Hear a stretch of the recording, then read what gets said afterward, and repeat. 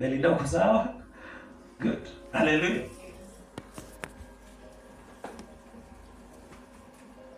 Njia ya kwanza ambayo pepo inaweza ikatoka kwa mtu ni hiyo, through command. Unaambia demon out in the name of Jesus, na hiyo demon inatoka. Njia ya pili ambayo demon zikatoka kwa mtu ni baada ya mtu kufa. Hakuna demon inakaa kwa maiti. Hakuna spirits inakaa kwa maiti, hakuna. Sasa hiyo demon spirits zinakaanga, that's why wendazimu hawakufi. Wendazimu hawakufi maana wanabeba demons. Hiyo yenye nawafanya wanachanganyikiwa hivyo ni demons. Hawakufi. Hizo demons zitawalinda hata wanyeshewe kwa mvua. Hata wakule chakula chafu hawezi wakakufa. Do you know that? Hawezi wakakufa. Ukiona mwendazimu anapanga kufa, hizo spirits zimeisha nguvu. Through prayer and something, sasa hizo spirits zinataka kumtoka. Sasa atakufa ndio hizo demons zimtoke.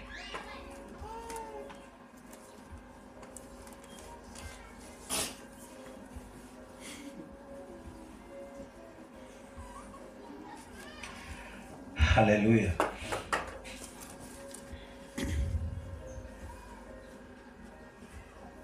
Sasa ukishakufa, demon haisikaa ndani yako. Inatafuta kiumbe chenye uhai ambacho kitakaa ndani yake sasa. Ukishakufa. Hata Roho Mtakatifu haisikaa kwa maiti. Hata demons haziwezi kaa kwa maiti. Alafu number 3, njia ya tatu ambayo demons zinaweza zikatoka kwa mtu ni through fire. Fire. Unajiweka tu na kwa fire wewe mwenyewe. Moto tu. Una pray. Sasa hizo demons hazitastahimili ndani yako. Zitaona huyu mtu anatuangamiza na zitatoka.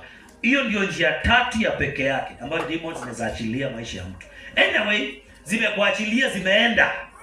Sasa maandiko inasema kwamba hizo pepo zikienda Maiclea, zinaenda kuzunguka zikutafuta wakati umepoa. Na wakati ambapo umepoa, hizo demons zinakuja tena.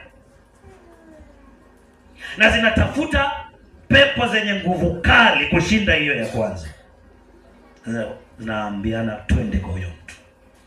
Zitakupiga na zitakumaliza. Any person ambao umeifanyiwa deliverance kwa hii